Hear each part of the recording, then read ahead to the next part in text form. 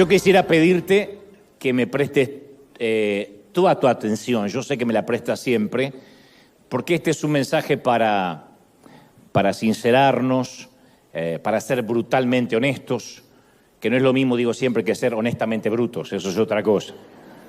Yo necesito contar hoy con vuestra honestidad intelectual y vuestra honestidad espiritual, y para eso quiero que hagamos un trato, que abras la mente en la medida de lo posible, que digas, Señor, ensancha el sitio de mi mente, y yo prometo, por mi parte, abrir mi corazón y transmitirte lo que creo Dios me ha dicho que diga. Esto para los que están aquí, en la iglesia local, a los que ven del otro lado. Y dicho esto, quiero ir al grano, al centro mismo del asunto.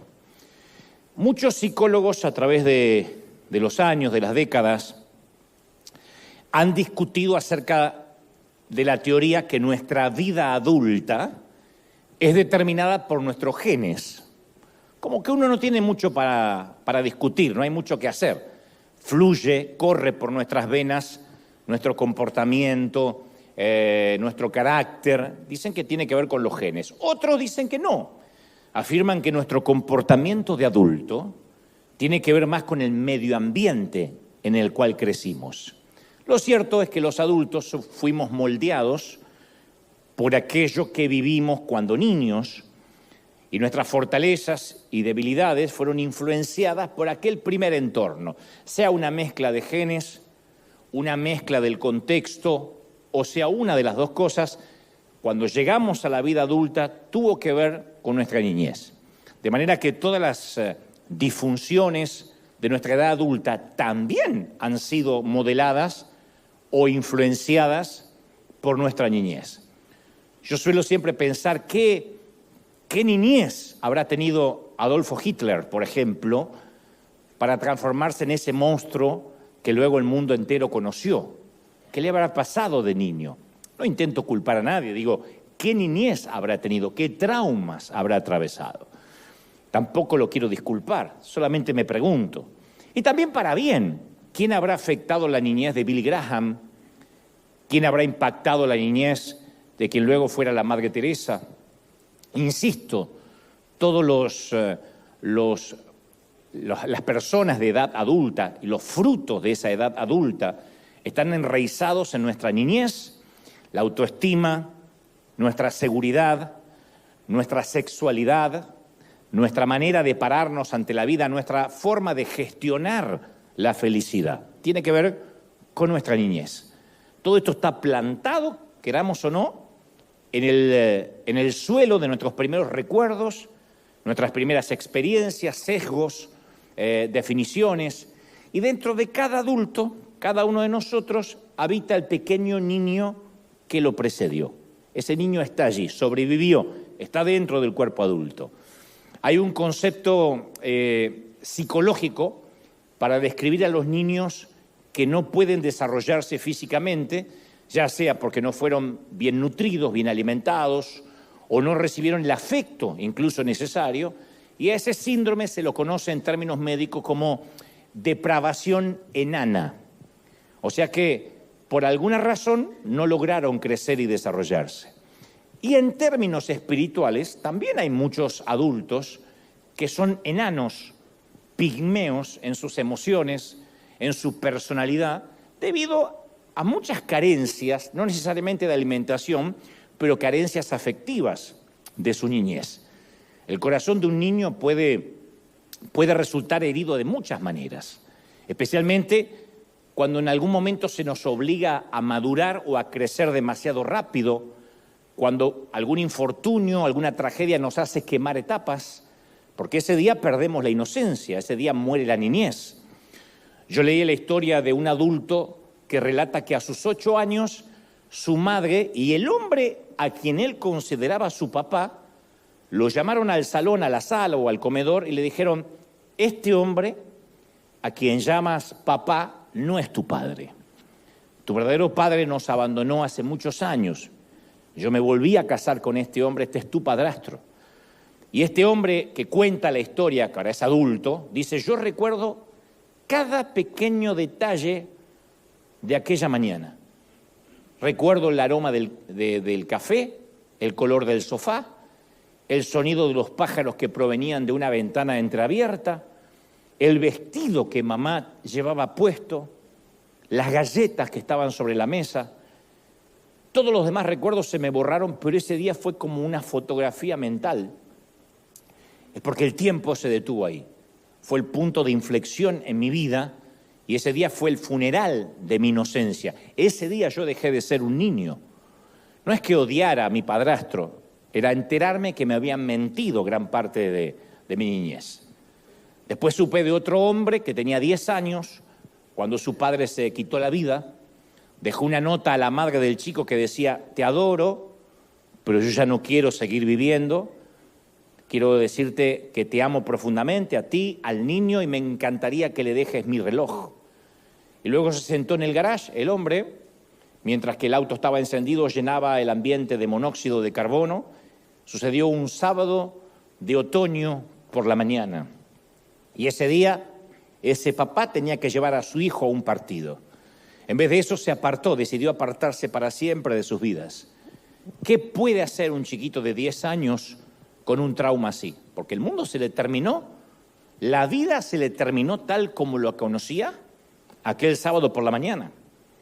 El escritor Mark Twain dijo alguna vez que cuando muere alguien a quien amamos profundamente es como cuando nuestra casa se incendia. Pasan muchos años antes que entendamos o comprendamos toda la extensión de la pérdida. Uno no se da cuenta lo que perdió cuando nos dan la noticia de la muerte, durante el funeral, ni siquiera durante el duelo. Después de muchos años uno empieza a extrañar a esa persona, quizá cuando tenga que tener su boda, cuando le hubiese encantado, si en el caso que se muere un papá o una mamá, mostrarle a los nietos. Uno no se da cuenta de la pérdida aún después de muchos años. Conocí a otro adulto que decía: mi padre fue misionero en África, cristiano, pastor, predicador, y yo siempre me sentía que para él los africanos eran más importantes que yo, su propio hijo. Y yo solía pensar que si acaso él tuviera la foto de algún niño en su billetera o en su celular, sería la de un niño africano, no es la mía. Y hasta el día de hoy, este hombre adulto, hijo de ministros, todavía lucha con acercarse a Dios porque piensa que fue ese Dios quien le robó a su papá cuando él era un niño necesitado de afecto. Entonces, este tipo de rechazo puede ser más sutil que los ejemplos anteriores, pero también es una herida que marca nuestro futuro. Y ese es el propósito central del enemigo, separarnos del Padre, que uno empieza a tener dolor hacia sus padres terrenales para que por consecuencia, por carácter transitivo, uno también tenga dolor para con Dios. Y el enemigo usa esa indiferencia para susurrarle al niño: tú no eres digno de que te amen, tú eres una molestia, no eres importante. Y en su viaje a convertirse en adulto, todo niño lleva en el centro de su corazón una flecha, una daga clavada que le provoca inseguridad. Por eso yo decía hace un momento que todos los que estamos aquí llevamos un niño dentro. Y puesto que la mayoría de nosotros, cuando adultos, ya no hablamos de esas heridas, y mucho menos tratamos de sanarla, sino que miramos para adelante, nos fajamos, como dicen en algunos países, y nos toca continuar la vida, esa herida permanece ahí.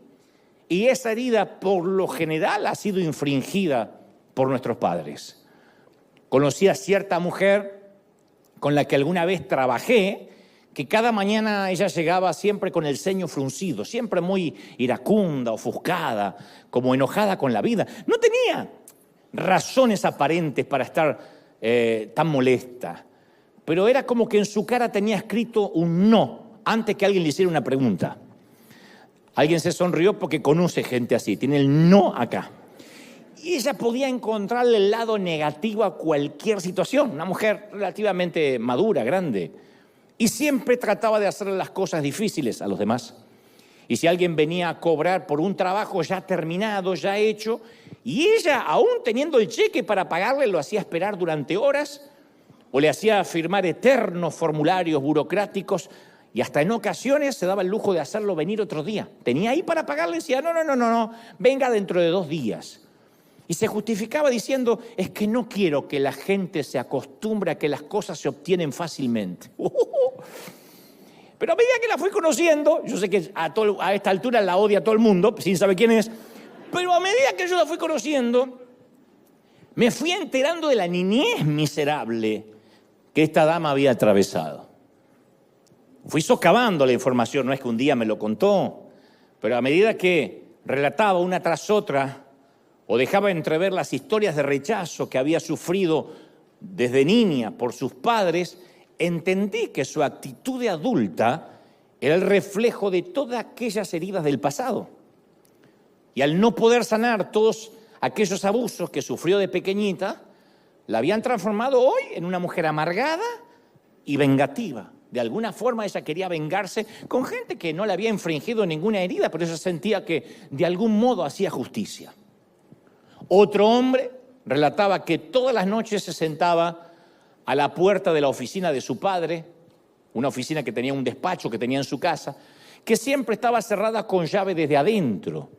Su padre era un adicto al trabajo y no tenía tiempo ni afecto para el niño. Y este hombre, ahora adulto, contaba entre lágrimas cómo se sentaba a sus 9 años al otro lado de la puerta y le escribía notitas a su papá y se las pasaba por debajo esperando que también por ahí abajo llegara alguna nota de respuesta. Ni siquiera esperaba que le abriera la puerta. Pero nunca hubo respuesta. Ninguna. Nunca. Y el mensaje que él procesó como niño es: yo no soy amado. Yo no soy importante. Yo digo siempre, las heridas de la niñez tienen una memoria repugnantemente buena, porque nos las acordamos, pero también tiene unas destrezas interpretativas abismalmente pobres, porque nuestra comprensión es el proceso digestivo de la mente. Y uno procesa las cosas cuando niño de diferente manera que si uno fuera adulto. Pero el tema es que si aún de adultos nuestra comprensión sigue siendo infantil, llegamos a conclusiones inmaduras. La comprensión infantil, lo que uno le parece que sintió, o la conclusión que sacó cuando teníamos 9 años, 5 años, 7 años, esa comprensión infantil es la más peligrosa de todas, especialmente en un adulto lastimado. Porque llevamos esos conceptos infantiles, esas conclusiones que creímos infantiles, a las relaciones adultas y lastimamos a quienes nos rodean. Porque si de chiquititos sentimos que no fuimos amados, eso es lo que vamos a transmitir. Inseguridad, que nadie nos ama, porque es lo que creímos comprender. A lo mejor fue así, pero a lo mejor es lo que creímos comprender. Este es el más devastador revés contra el alma de un adulto, que aquel niño que alguna vez fuimos fue lastimado.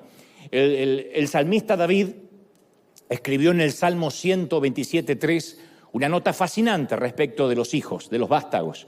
Él dijo: he aquí, herencia de Jehová son los hijos, cosa de estima el fruto del vientre. Y luego agrega y dice: como saetas, como flechas, en manos del valiente, así son los hijos habidos en la juventud. Bienaventurado el hombre. Cuando habla de hombre no habla de género, habla de hombre y de mujer, habla del ser humano. Bienaventurado el hombre que llenó su aljaba de ellos. La aljaba es el sitio donde se colocaban las flechas. Lo habrán visto en alguna película, en alguna ilustración, donde de aquí atrás sacaban las flechas. Ahora, ¿por qué David compararía a los hijos con las flechas? Bueno, a mí se me ocurre que tal vez era una metáfora para definir el potencial de ser lanzados hacia el futuro. O quizás él estaba tratando de decirnos que los niños van donde sus padres los lancemos. Yo fui la saeta de mis padres, la flecha de mis padres. Ellos ya han partido, pero esta flecha sigue elevándose al viento, se mantiene. Yo soy la demostración científica de que ellos alguna vez existieron. Tú eres la demostración científica de que tuviste padre. Te pudieron haber abandonado, pero padres tuviste. Nadie nació clonado, que yo sepa que esté aquí. Entonces, cada adulto es la flecha que alguien más disparó. Pero algunas de esas saetas a veces se parten en la aljaba. Algunas de esas flechas a veces se rompen cuando todavía no fueron lanzadas, cuando no fueron adultos. Algunos los llaman niños, maltratados. Algunos dicen, no, son víctimas. Y algunos prefieren llamarlos estadísticas. A mí me gusta llamarlos, no es que me gusta, pero prefiero llamarlos flechas rotas. Porque cuando esas heridas quedan en el corazón, no es que necesitan solo sanidad interior o empoderamiento o repetir 2 o 3 clichés, 3 frases. Necesitan un milagro divino. Cuando uno fue herido de chiquito, necesita un milagro divino. Si nuestro automóvil sufre una falla menor, una rueda pinchada, la podemos llevar a cualquier lado. Hay que salir del paso. Pero si sospechamos que el auto tiene un problema más serio, hay que llevarlo a la agencia donde la compramos, donde lo compramos, si es posible, el sitio de la marca del auto. Porque nadie conoce su producto mejor que el fabricante. ¿Es así, sí o no? Y cuando se trata de las heridas de la infancia, no es solo una rueda pinchada. No es algo que podemos decir, bueno, lo resuelvo y ya al cabo soy adulto. Porque una de las mayores trampas del enemigo es robarnos el interés en esto. Es meternos indiferencia en esto de que no hace falta pensar en qué me pasó, ya pasaron tantos años. La frase que más ama el enemigo es, no hace falta revolver el pasado, ya el Señor hizo todas las cosas nuevas, lo cual es una gran verdad. Hay gente que dice, yo no sé por qué hay predicadores que andan revolviendo el pasado cuando el viejo hombre ya quedó atrás. Y etimológicamente tiene razón. Pero la gente que suele decir esto, ya el viejo hombre quedó atrás. Yo conozco, de hecho, un querido predicador muy legalista que vive condenando a todo el mundo y de tanto en tanto cuenta como su padre lo molía a golpes cuando era un niño. Así como la secretaria o esta persona que yo conocí, que de tanto en tanto se le escapaba su niñez traumática, cuando veas a alguien que lastima, que castiga, que es intransigente, hipertérrito, te vas a dar cuenta que es un niño asustado, lastimado, que no pudo sanar. Entonces, aun cuando el Señor hace todas las cosas nuevas, si no permitimos que Dios sane nuestras heridas, vamos a seguir lastimando a otros. Entonces, convengamos que olvidar no es adquirir amnesia. Significa permitir que el Señor quite lo infectado y que la herida se sane, como cuando pica una avispa y hay que quitar el aguijón. Si no quitamos el aguijón, va a seguir doliendo. Una vez que sacamos el aguijón de la avispa, la sanidad es inevitable. Y hoy es un día en que vamos a quitar el aguijón. ¿Estamos de acuerdo, sí o no? Hoy no vamos a quitarlo nosotros, vamos a permitir que el Señor lo quite, ¿sí? Ahora, la vida me ha enseñado que la madre de cualquier milagro es la compasión. El padre de un milagro siempre es el Señor, pero la madre es la compasión. El poder de sanar está en el poder de amar a esa persona. Podemos construir los templos más bonitos, los arenas más sofisticados, los podemos decorar con luces, con la más fina tapicería, con adornos, pero si las flechas rotas no encuentran amor dentro de estas paredes, aun cuando aceptan a Cristo, solo van a ser adultos heridos fingiendo estar sanos. Esa es la gran contradicción de la iglesia, que apenas nos entregamos al Señor, lo primero que hacemos es empezamos a fingir. Llegamos al Señor diciendo, Señor, necesito de Cristo, y apenas aceptamos a Cristo, ¿cómo está? Hermano bendecido, victoria, aleluya, la gloria del Señor, el Cordero Inmaculado que revive la concupiscencia de la carne. Empezamos a fingir. Porque si confesamos que aún arrastramos heridas de nuestra infancia, nos acusan de no haber aceptado la gracia de Dios. Uno dice, sí, yo acepté a Cristo, soy nueva criatura, pero aún así sigo siendo el hijo de mi papá y de mi mamá. Aún así, la orfandad o el sentimiento de soledad viaja conmigo. El Señor me perdonó, las cosas son hechas nuevas, pero no tengo amnesia. Y debido a veces a esa asfixiante necesidad de mostrar una imagen de santidad, de que el otro no nos juzgue, dentro de la iglesia digo, hasta nos da pena pedir oración. Generalmente pedimos oración, Señor, que Dios me envíe a las multitudes, que Dios me envíe al África, pero muy raro que digamos, yo pido oración porque vivo malhumorado y creo que tiene que ver porque cuando niño no me sentí amado y ahora que tengo 50 años tampoco puedo amar. Nadie dice eso. Es el miedo a no estar a la altura de las expectativas de los demás, a no parecer santo, a no parecer espiritual. Y ese falso yo, esa suerte de impostor, nace Cuando en la infancia no nos sentimos amados, cuando fuimos rechazados, cuando fuimos abandonados. Entonces, cuando llegamos al Señor con toda esa carga, con todos esos traumas, en lugar de darnos cuenta que ahora podemos empezar el proceso de sanidad, enseguida levantamos otro falso yo y sostenemos a un nuevo impostor que ahora trata de encontrar su identidad haciendo para el Señor, simplemente, en lugar de estar simplemente estando con el Señor.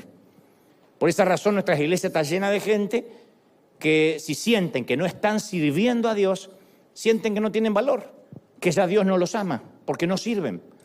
Por eso en mi tiempo, cuando alguien pecaba en mi iglesia, se lo sentaba un tiempo. O sea, ya no puedes servir porque ahora estás infectado.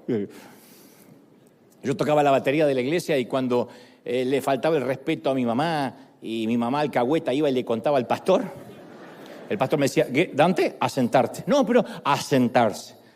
O sea, era una forma de decirte, si no sirves a Dios es porque no mereces servirlo y si no mereces servirlo es porque no eres amado. A la gente se la sienta, la famosa, lo vamos a poner en disciplina, que no está en toda la Biblia eso, el que ama, el que disciplina es Dios, no el hombre.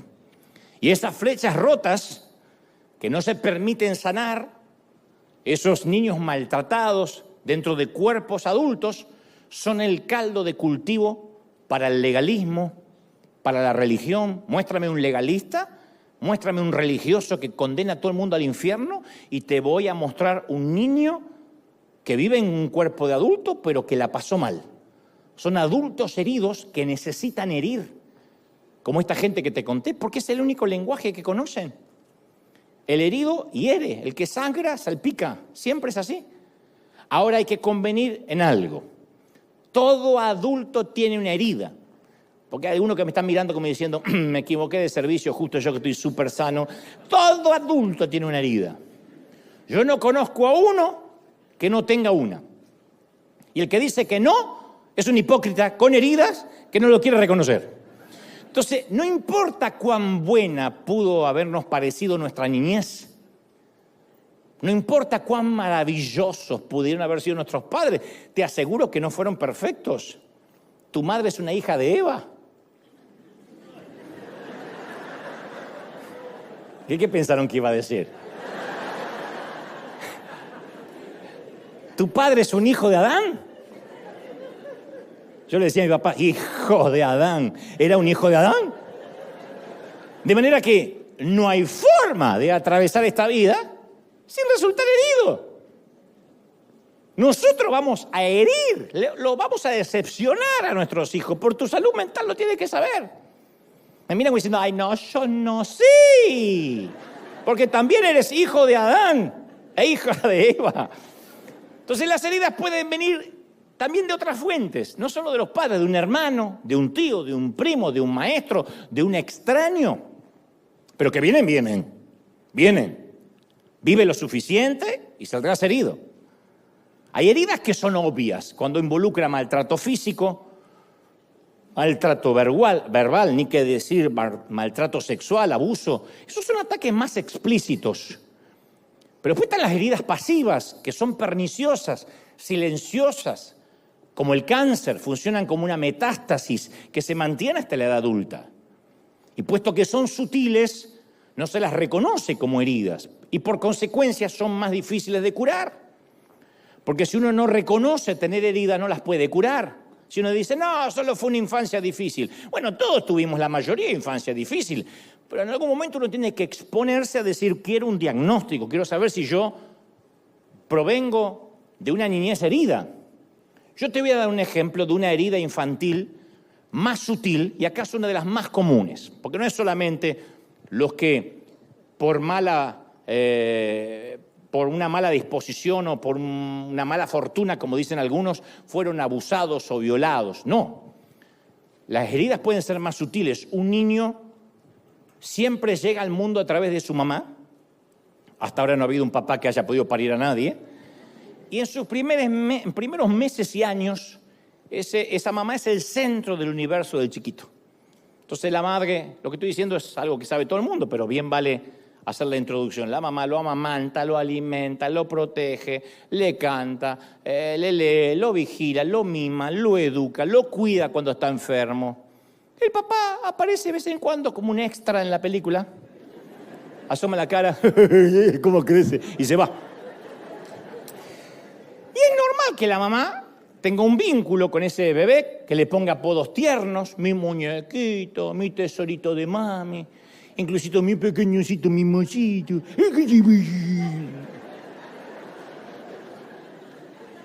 Y el nene dice, nací en una casa de retrasados mentales, ¿por qué me hablan así?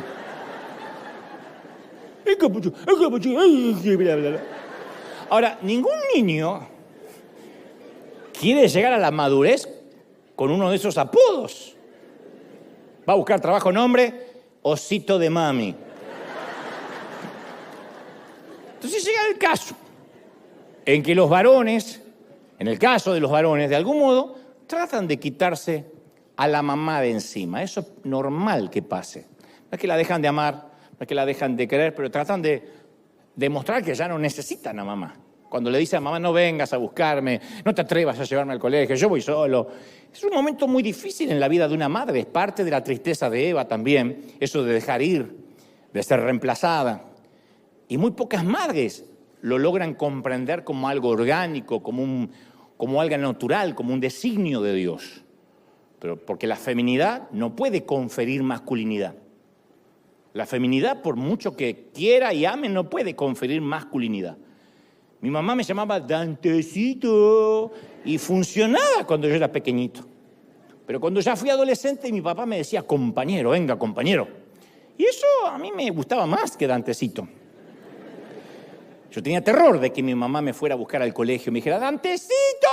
Porque me quedaba la marca de la bestia para siempre.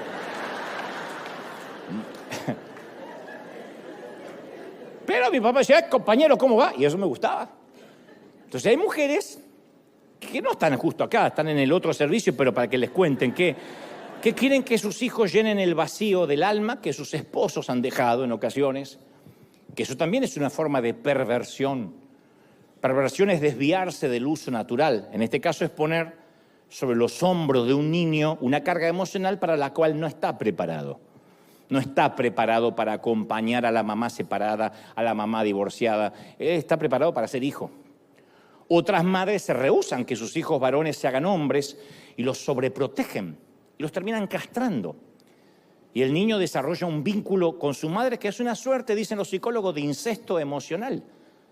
No hacen nada sin consultar a mamá. La mamá necesita saber dónde está ese niño de 44 años todo el tiempo. Por eso de ahí que Génesis 2:24 dice, por tanto, no por tonto, por tanto, dejará el hombre a su padre y a su madre. Nosotros nos enfocamos en que dice, y se unirá a su mujer y serán una sola carne, pero dice, dejará a su padre, dejará a su madre. No dice, y asegúrese de antes de irse de hacer un grupo de WhatsApp con mami y que mamá lo pueda tener localizado y traqueado en el celular. Dice, dejará. Entonces, algunas veces cuando la madre no quiere soltar al muchacho, especialmente durante la adolescencia, él se pone más rebelde que nunca. Son esos adolescentes que parecen el mismísimo diablo. Es más, el diablo ni se le acerca porque le tiene pánico. Y la madre se siente rechazada, el hijo se siente controlado y ambos dejan de comunicarse de manera pacífica. Y lo que era una comunicación pacífica, tesorito, ahora es Ucrania y Rusia. A mí me ha tocado conocer a muchos hombres adultos que están resentidos con sus madres, ni siquiera las llaman y no pueden explicar por qué. Yo les pregunto, pero es complicada tu mamá. No, pero una vez hablé con alguien de unos 30 y tantos años que me dijo, lo que me enferma de mi mamá es que me sigue tratando como un niño. Me habla como si yo fuera un retrasado mental. Yo tengo 34 años, 35, no sé cuándo, le llamo y me dice, ¿comiste?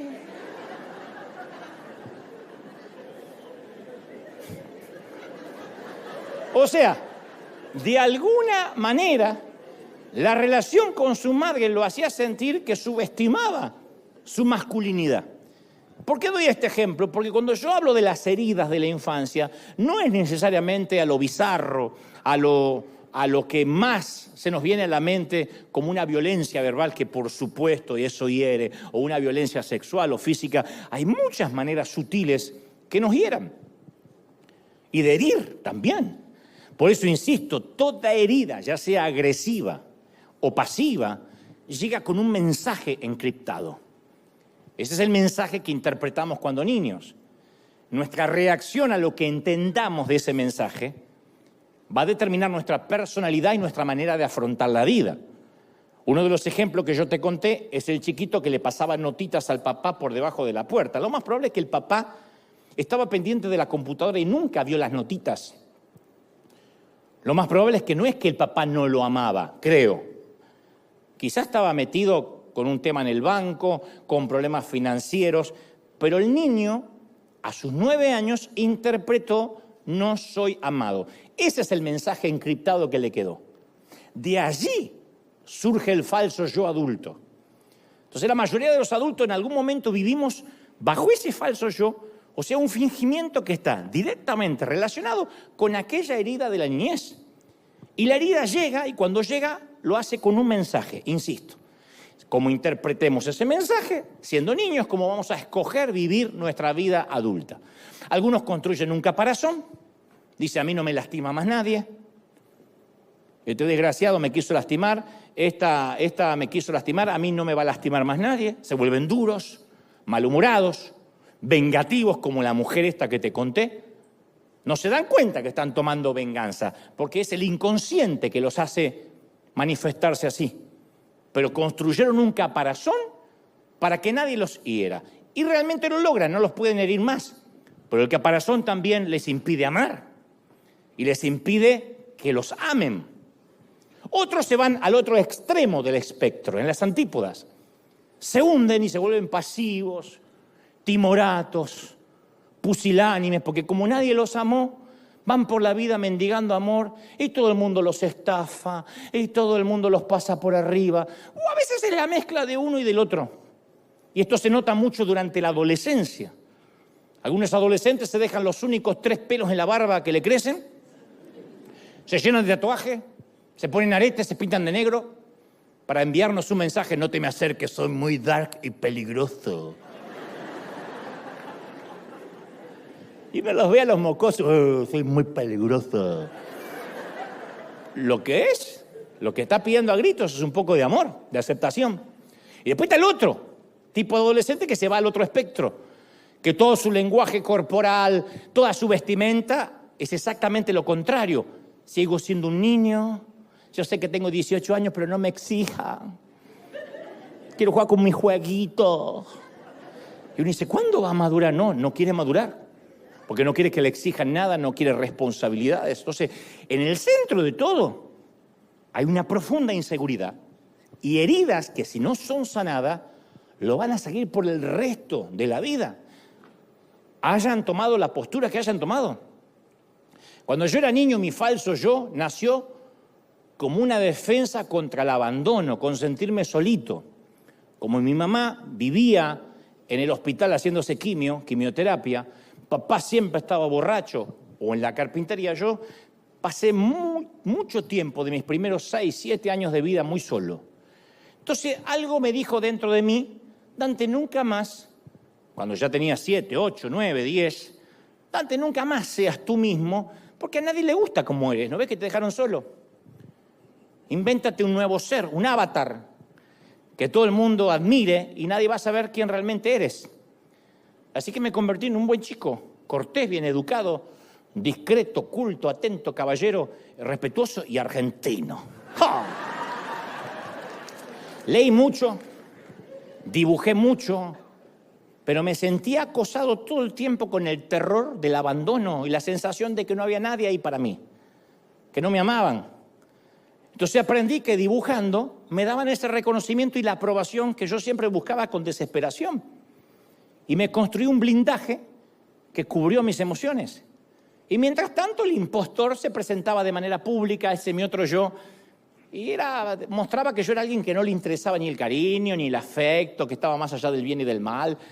Y ese gran divorcio entre mi cabeza y mi corazón perduró hasta los primeros años de cristiano y de ministerio. Porque convertirse en cristiano no necesariamente arregla las cosas de manera mágica. Mis flechas rotas estaban profundamente alojadas en las profundidades de mi corazón y no me permitían sanar. Así que yo me las arreglé para ocultar esa falencia, esa necesidad. Y como suelo decir, las heridas tapadas nunca curan. El apóstol Pablo le escribe a la iglesia de Éfeso y en Efesios 5:12 dice: las cosas que se hacen en secreto son aquellas que avergüenzan a las personas aún al mencionarlas. Pero cualquier cosa, dice Pablo, que es expuesta a la luz, será iluminada, y lo que es iluminado se convierte en luz. No se pierdan esto. Cualquier cosa que sale a la luz es iluminado. Parece algo infantil. Pero lo que es iluminado refleja también luz. Entonces Dios no solo quiere perdonar nuestros hechos vergonzosos, sino que incluso quiere convertir nuestra oscuridad en luz para otros. Y a veces en un vano intento de no querer resolver nuestro pasado, privamos a los demás de nuestro don de sanidad. No podemos sanar cuando estamos heridos. Si ocultamos nuestras heridas por miedo, por vergüenza, nuestra oscuridad interior no puede ser ni iluminada y mucho menos convertirse en luz para los demás. ¿Cómo un adulto herido desde niño va a sanar a otro adulto? Por eso hay tantos predicadores dando palos y mandando gente al infierno, porque la mayoría son niños heridos. Creen que Dios es como el padre o el padre que no tuvieron. Insisto, un adulto herido hiere. Un adulto sanado, sana. Un adulto oscuro, oscurece. Un adulto iluminado, ilumina. Alguien tiene que decir, quiero ser de esos últimos, ¿o no? Ahora, Dios no desea que nuestra historia termine así. Bueno, eres una flecha rota. Entonces, uno tiene que recordar que Jesús, cuando enseñó acerca del corazón del Padre en la parábola del Hijo Pródigo, allá en Lucas 15:20, dice, todavía estaba lejos el Hijo perdido, el pródigo. Cuando su padre lo vio, se compadeció de él. Salió corriendo el papá, fue a su encuentro, lo abrazó y lo besó. Y no eran besuqueros como los argentinos. No. Era Medio Oriente, no acostumbraban a besar, pero fue tanta la compasión que lo abrazó y lo besó. Dios siempre vendrá en busca del niño, no importa lo viejo que seamos. Dios siempre va a venir a rescatar ese niño que fuimos, ese niño que alguna vez se fue apartado, enojado, y nos va a decir que somos su hijo amado. Hay un pasaje magnífico en Jeremías 31:20 que dice, Efraín es para mí mi hijo amado, es el hijo que más quiero. Yo creo que no hay otro pasaje tan tierno en las Escrituras como eso, es el hijo que más quiero. Aun cuando lo reprendo, cuando lo reto, no dejo de acordarme de él y mi corazón se conmueve por él y tengo una gran compasión cada vez que lo veo. A mí me gusta reemplazar Efraín por Dante. Y puede reemplazar Efraín por tu nombre, pero a mí me gusta Dante. Para mí es mi hijo amado. Es el hijo que más quiero. Tomá, pongan su nombre. Aun cuando lo reto, cuando lo reprendo, no dejo de acordarme nunca de él. Mi corazón se conmueve cuando lo veo y tengo una gran compasión. Cuando mi estima quiere dañarse, cuando quiero recordar viejas heridas, yo digo, el Señor dice que soy su hijo más amado, que se compadece, que le encanta verme, sana todas las heridas. Entonces, Dios trae ese amor y esa sanidad al huérfano de nuestro interior. Ese niño que necesita saber que es amado. Los adultos solemos avergonzarnos de nuestras heridas, pero no tiene que ser así. Desde el mismo principio nuestra existencia estaba destinada a ser desesperadamente dependiente. Como el árbol, dijo Jesús, y sus ramas. El Señor dijo en Juan 15:5, ustedes son las ramas, yo soy el tronco, separado de mí, nada pueden hacer. Y no se está burlando de nosotros. No lo dice como suspirando, cómo me gustaría que maduren, y no me necesiten tanto, che. No, estamos hechos para depender de Dios. Y nada en nosotros funciona bien sin esa unión con Cristo. Pero hay una mala parte en nosotros que por todos los medios hace que no querramos depender de Dios. Y más los varones. Nos cuesta decir, yo sí quiero depender de Dios. Es como que tenemos esa cosa de macho que no dependemos de nadie. Y nuestra cultura encima nos muestra personajes como Wolverine, James Bond, Tony Stark. Esos hombres de verdad que lo único que tienen en común que no necesitan a nadie, que son solitarios. Un Rambo que dice, solo me basta mi cuchillo, amigo. ¡Oh! Hoy tu marido con un cuchillo ni un salamín puede cortar. Y en la cultura evangélica sucede algo similar. Un buen día nos pica una araña, o recibimos una dosis de rayos gamma y nos transformamos en apóstoles súper ungidos. Y a partir de ese día nos empoderamos, no dependemos de nadie más, no estamos sujetos a autoridad humana, tenemos el celular y el WhatsApp de Dios. Y nos dedicamos a combatir el crimen y el pecado. Y llegamos a creer que no necesitamos a nadie, incluso ni a Dios, porque eso es una clase de debilidad, creemos. Pero el propio Jesús no dudó en mostrar dependencia de su Padre. Aquel que expulsó una legión de demonios, aquel que calmó los vientos y la tempestad, vivió dependiendo del Padre. En Juan 5:19 dijo, le digo la verdad, el Hijo no puede hacer nada por su propia cuenta, solo hace lo que ve que el Padre hace. En Juan 10:30 agregó, las palabras que yo digo no son mías, sino que el Padre que vive en mí hace su obra por medio de mí. O sea, no fue motivo de vergüenza para Cristo depender del Padre. Se jactaba de la relación con su Padre. Y a veces nosotros sentimos como adultos, somos tan torpes, sentimos que reconocer nuestras heridas es como una fuente de vergüenza, de debilidad, de dependencia. Y nos comportamos a veces como esas familias que tapan todo. Yo provengo de una familia así. Mi familia era, el segundo apellido era Goebbels, tapar todo. O tapar todo Goebbels. La manera de pedir perdón de nuestra familia es no volver a tocar el tema difícil. Esa es la manera de pedir perdón. Nadie se pedía perdón. Perdón porque ayer te quise matar, hermano. Eso no había. Te levantaba a la mañana y decías, buen día.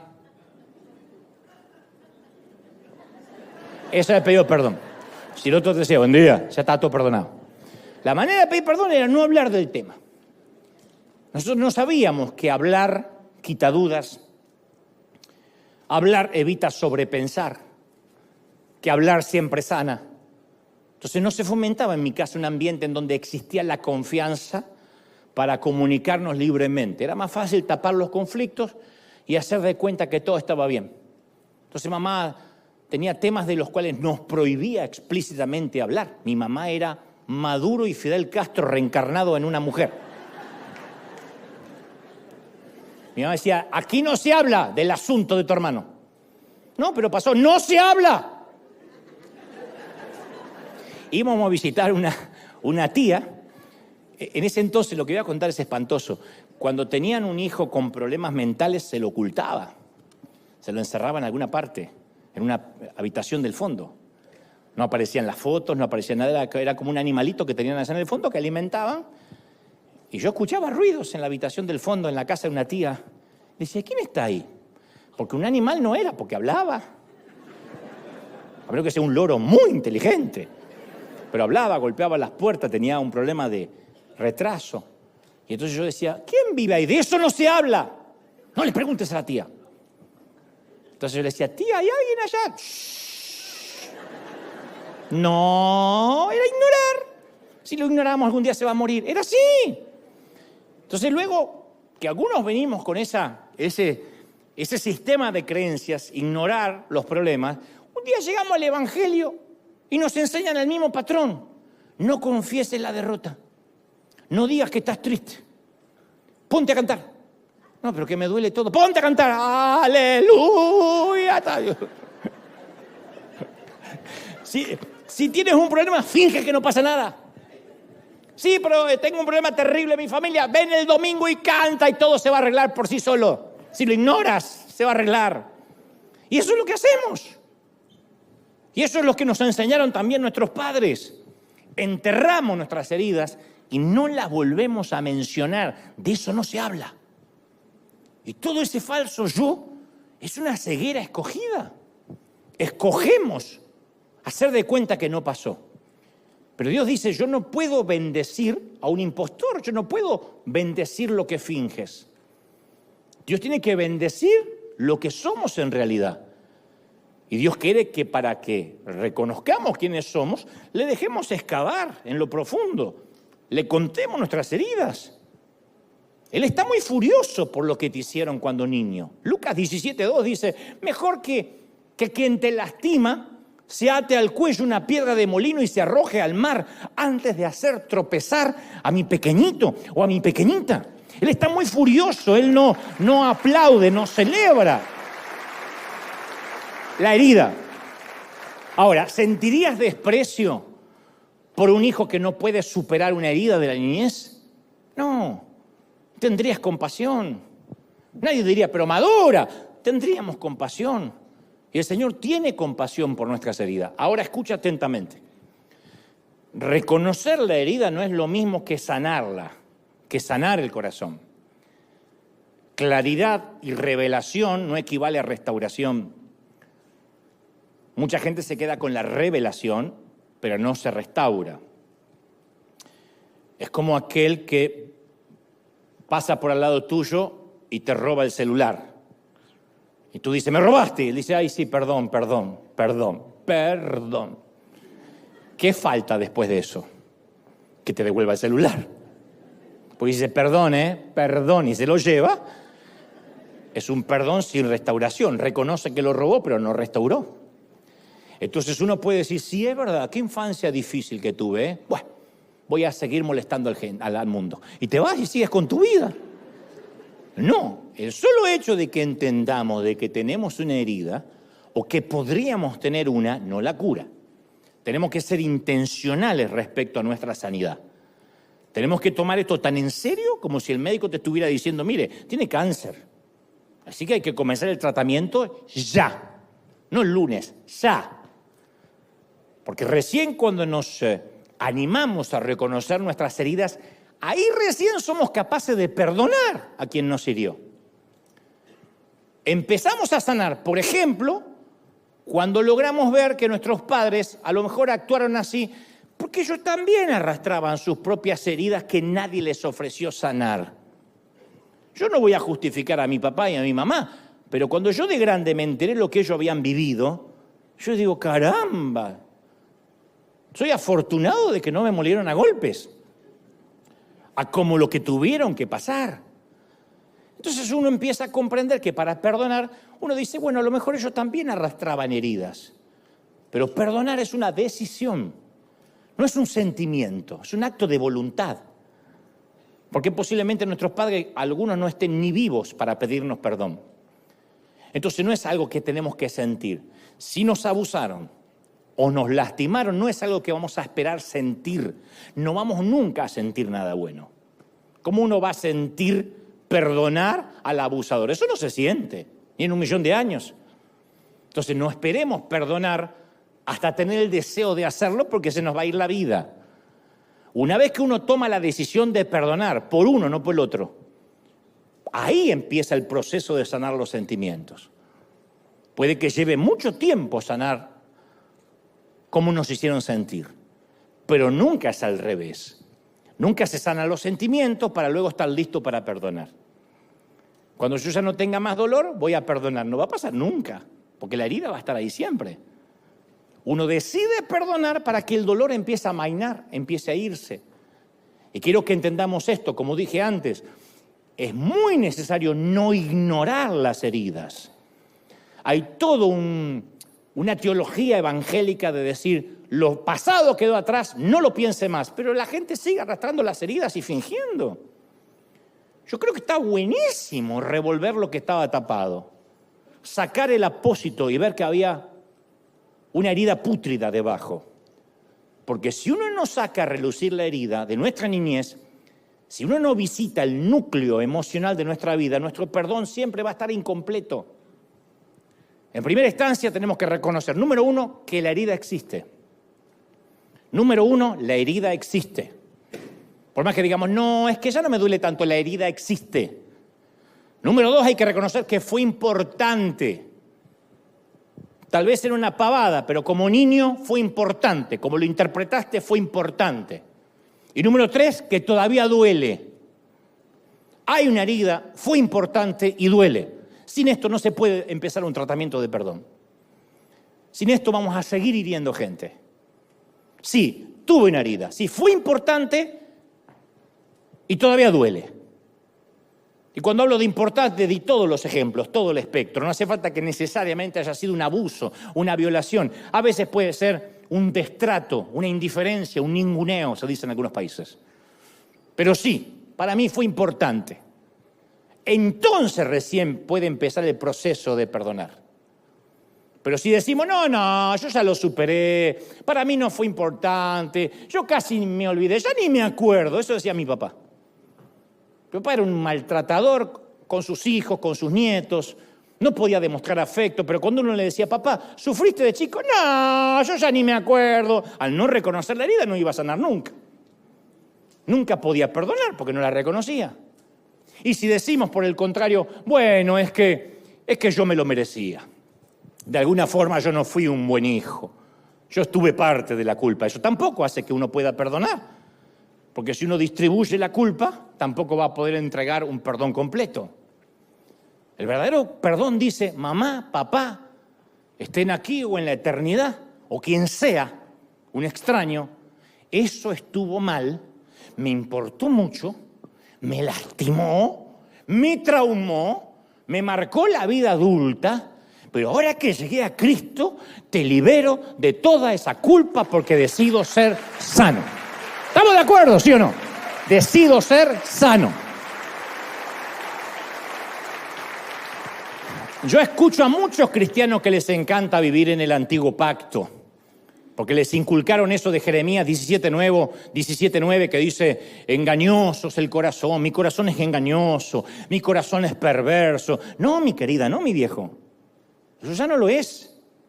Hay que leer el resto del libro. En Jeremías 31:33 dice Dios, hablando de la época de la gracia, dice, yo daré mi ley en la mente y la escribiré en su corazón y yo seré a ellos por Dios y ellos serán mi pueblo. O sea, el Señor nos dio un corazón nuevo.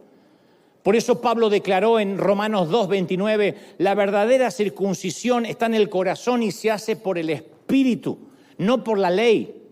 El que tiene la circuncisión en el corazón, por el Espíritu recibe la aprobación de Dios y no la de los demás. ¿Me escuchaste? Tu corazón es bueno.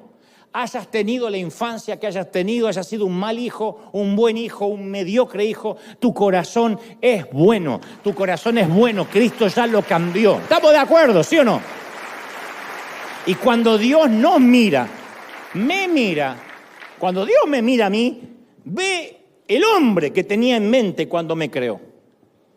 Entonces no le preguntes a tu cónyuge, no le preguntes a tu pareja, ¿cómo crees que me ve Dios? ¿Qué pensará de mí? No le preguntes a los seguidores de las redes. Esos son los que gritan hosana de una vereda si aprueba su doctrina, y si haces algo que no les gusta, gritarán crucifícale del otro lado de la vereda. Tampoco le preguntes a tu pastor, no me preguntes a mí acerca de qué piensa Dios acerca de ti. Pregúntale directamente a Dios, ¿qué piensas de mí? Y sigue haciendo la misma pregunta hasta que reciba la respuesta, hasta que te diga, eres mi hijo amado. Sí te voy a dar todo el amor que no te dieron. Sí te voy a apapachar, te voy a abrazar. Alguien tiene que decir amén. Yo no confío en un adulto que nunca sufrió, porque es un adulto que finge. Yo nunca dejo que se me acerque un adulto que no ha enfrentado una herida. Los que ocultan sus heridas y se hacen los superhéroes suelen ser farsantes, unos canallas, vende humo. ¿A quién llamaríamos a las 2 de la mañana cuando todo se derrumba a nuestro alrededor? ¿A quién llamarías? Yo no llamaría a un motivador que me hace repetir frases. Yo no quiero en esos momentos clichés ni frases evangélicas trilladas. Yo quiero que alguien me diga algo conmovedor, profundo. Yo llamaría a alguien que ha transitado el mismo camino que ahora estoy transitando. Si tienes un problema en el matrimonio, tú no quieres a la hermana que llega y te dice que el diablo no separe lo que Dios juntó, hermana. Si yo me aguanto al gordo, usted se aguanta al suyo. No, tú quieres una que no te haga preguntas, que diga, te comprendo, no vine a juzgarte, vine simplemente a abrazarte. No vine a chismear, a ver qué pasó, quién engañó a quién. Yo lo que vine es a estar contigo. Si luchas con una adicción, no quieres que venga alguien a reprenderte y a que digas que renuncies al pecado oculto. Quieres alguien que te diga, yo también estoy luchando, tal vez no con esto, con otra adicción. Así que yo te ayudo y tú me ayudas a mí. O sea, solo alguien que reconoce sus heridas tiene el poder para sanar. Como dijo el apóstol, aquel que es iluminado también se transforma en luz. Solamente cuando nos permitimos sanar, podemos sanar. Si no, salimos a juzgar, a vengarnos de los demás. Y por eso, antes de finalizar, yo quiero regalarte algo que alguna vez leí, pero está dedicado a todas las flechas rotas que en algún momento se quebraron en la aljaba, se quebraron cuando niños. Una carta abierta a aquellos que de chiquititos sintieron que la vida les produjo un crack y eso determinó su vida adulta hasta el día de hoy. De tanto en tanto yo me la leo a mí mismo, me la repito a mí mismo porque me hace bien. Digo, le hablo al niño que fui, al Dantecito y al compañero. Le digo, querido Dante, querido niño, ese niño que alguna vez fui, me dirijo a ti hoy, después de escuchar este mensaje, después de años de ausencia, porque hoy por fin pude volver a verte. Sentado ahí, estás sentado en un oscuro y solitario rincón de mis adentros. Y estás allí con la mirada perdida. Te ves tan pequeño, tan frágil, tan solo, cansado de librar 1000 batallas, agotado de soportar cargas que no te corresponden porque eres un niño. Y yo sé que has llorado y yo sé que has gritado y nadie escuchó jamás tus súplicas. Yo sé que me has necesitado, pero yo no he estado ahí, porque la religión me enseñó a ignorar el pasado y a no sanarte. Así que yo hoy quiero pedirte perdón, pequeñito, pequeñita, por toda una vida adulta dándote la espalda. Perdón por no haber querido verte, por no haber querido oírte, por no haber querido aceptar que eres parte de mí. Te dejé en el pasado y me olvidé de las heridas abiertas. ¿Sabes? No me justifico, pero siempre es más sencillo dejar todo atrás. Y durante años guardaste ese dolor profundo. Qué ironía, ¿no? Te abandonaron y yo de adulto te vuelvo a abandonar. Y ahí están todas tus heridas. El primer abandono, el primer rechazo, el primer abuso, el primer bullying, la primera traición. Y te abandoné en ese proceso en esa tarea de enfrentar los daños colaterales. Perdón por no comprender que ese trabajo no te correspondía, niño, no tenías las herramientas para hacerle frente. ¿Cómo es posible que yo le pida a un niño que comprenda, que perdone y saque un aprendizaje del sufrimiento? Gracias, porque sé que hiciste lo que pudiste. Sé que diste todo de ti para que saliéramos adelante. Gracias por haber intentado comunicarme por todos los medios posibles que necesitábamos sanar. Cada ataque de ira que tuve como adulto era tu voz recordándome que no vamos a permitir que nos humillen de nuevo. Y por eso me hice un adulto iracundo y siempre me quiero llevar a todos por delante. Cada vez que le suplico a alguna pareja por un poquito de amor o de sexo, es tu miedo suplicándome que no permita que nos vuelvan a abandonar. Las veces que no me atreví a acercarme a las personas o a mostrarme como soy, era tu pequeña mano diciendo, no nos expongamos otra vez a un nuevo rechazo. Siempre intentaste cuidarme. Con los escasos recursos de un chiquito, tú siempre tratabas de mantenerme a salvo. Y te prometo que hoy, a partir de este mensaje, nunca más volverás a estar solo. Porque el reino de los cielos es entender todo como un niño. Ahora, al fin que te he encontrado, no quiero dejarte más. Te libero del peso, Me comprometo a permitir que Dios intervenga a corazón abierto hasta sanarnos. Tomo las riendas de mi vida y asumo mi papel de adulto. Deja que desde ahora Dios y yo, niño, cuidemos de ti. Te prometo hacer todo lo necesario para zanjar el pasado. Los recuerdos no van a limitarnos nunca más, no van a controlar nunca más nuestra vida adulta. Te prometo amarte, amarme y amar a Dios por encima de todo. No sé cómo te ignoré tanto tiempo y no sé cómo pudiste estar tanto tiempo sin mí. Cuando uno le dice eso al niño, es cuando uno empieza a sacar la herida. Quizá tenga que llorar, las lágrimas es un regalo de Dios. Por algo puso los lacrimales en los ojos, para que todos pudieran ver de que te estás purificando. Ya no somos una flecha rota, abandonado en la aljaba. Somos una saeta que Dios ha lanzado al espacio otra vez. Y cuando alguien te pregunte, dile: soy una flecha restaurada, que en este mismo momento sigo elevándome al viento, sigo llegando a mi destino. Vamos a darle un aplauso grande al Señor de señores. ¡Aleluya! Cuando te pongas de pie, dale un aplauso grande a celebrar de que Él ha hablado hoy, de que Él nos ha tocado en lo profundo hoy. ¡Bendito sea Dios! ¡Aleluya! Todos celebra al Rey de Reyes, al Señor de señores. Bendito eres.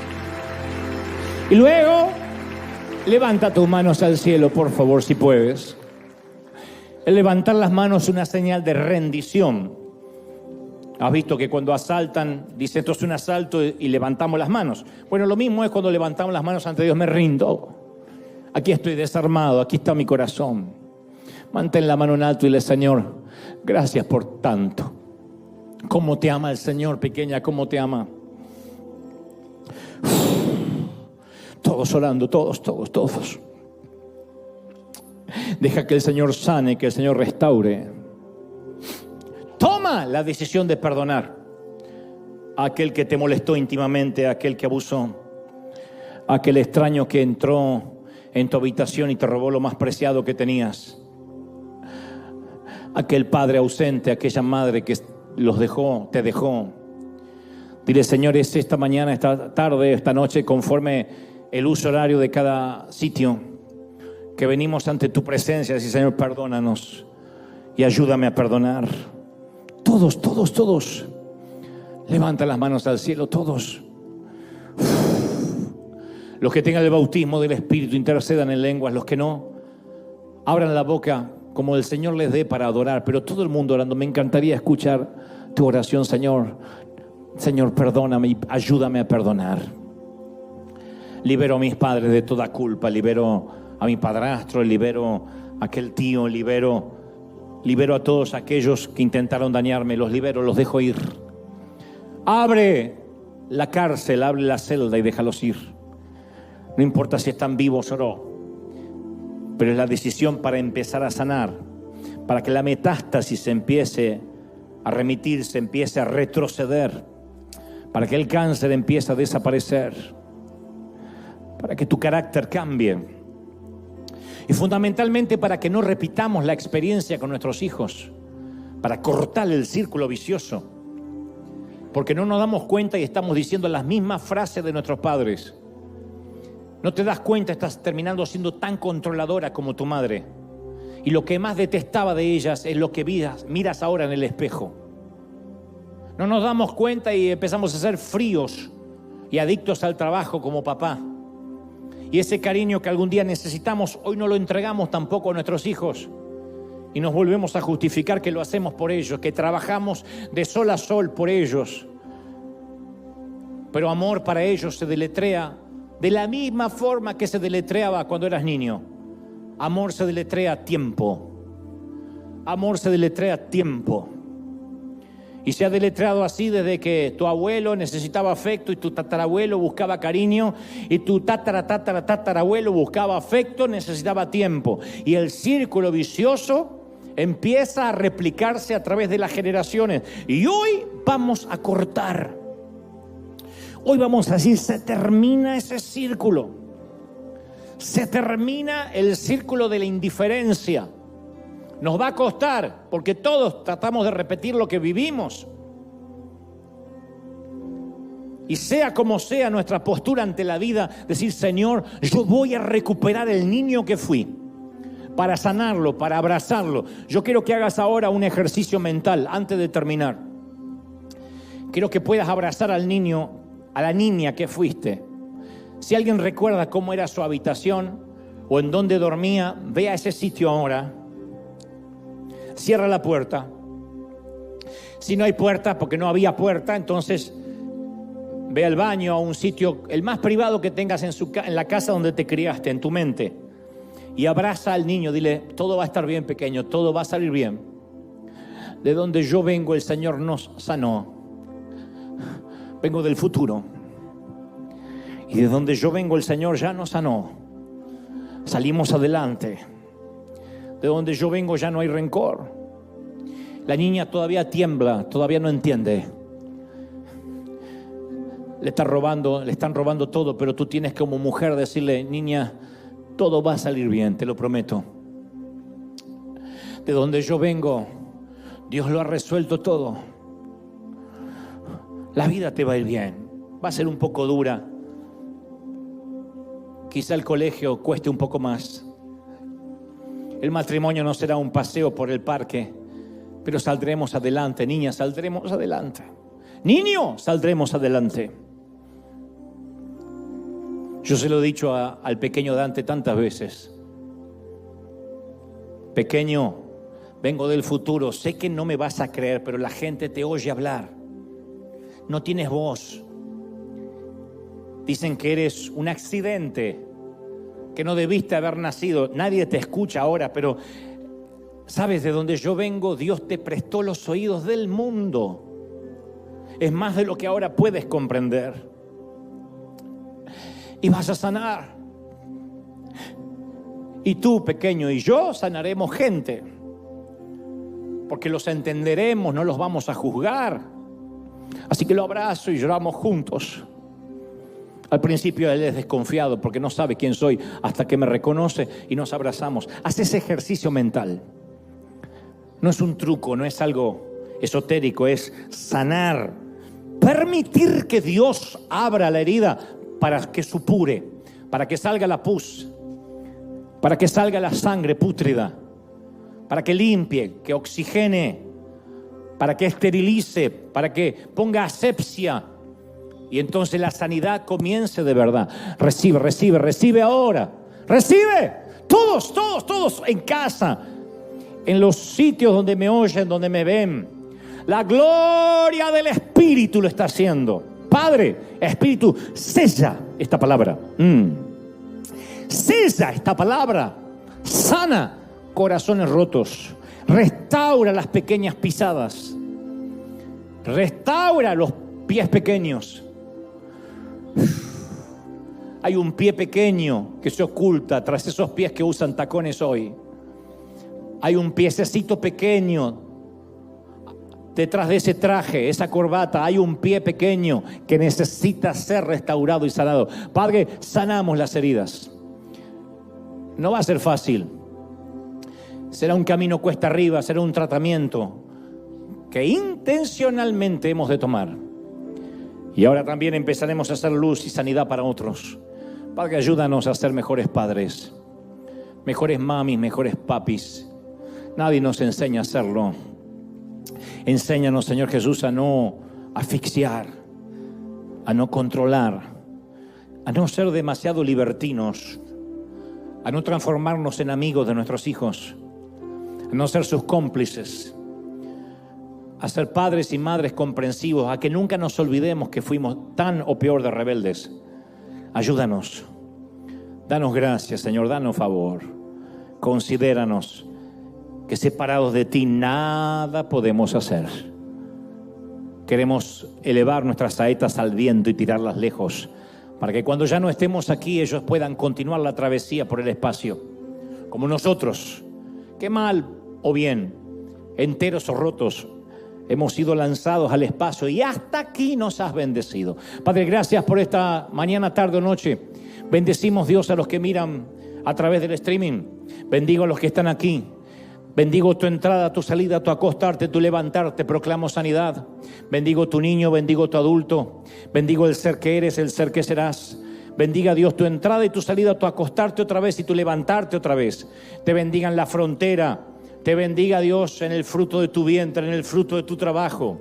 Te dé favor, te dé vientos a favor. Te dé siempre un sol que te bendiga cada mañana y una luna que te acurruque cada noche. Dios te bendiga, Dios te guarde y haga resplandecer su rostro sobre ti, en el cuerpo, en el alma y en el espíritu. Amén y amén. Niños, hasta el domingo que viene. Chau, chau, chau, chau. Bendiciones para todos.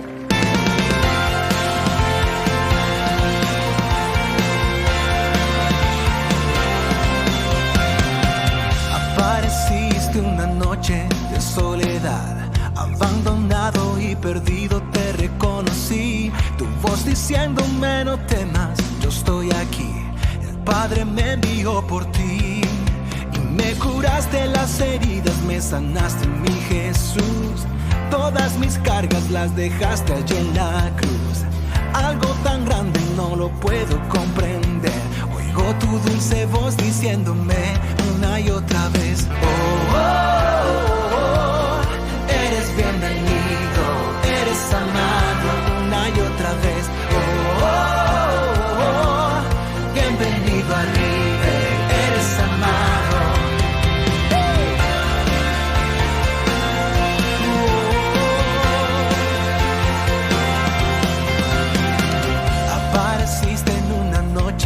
Soledad, abandonado y perdido te reconocí. Tu voz diciéndome no temas, yo estoy aquí.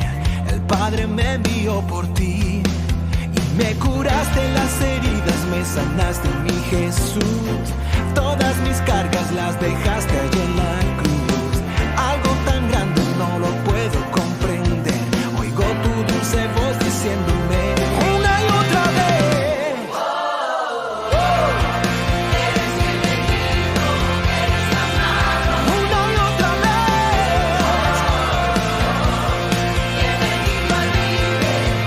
amado.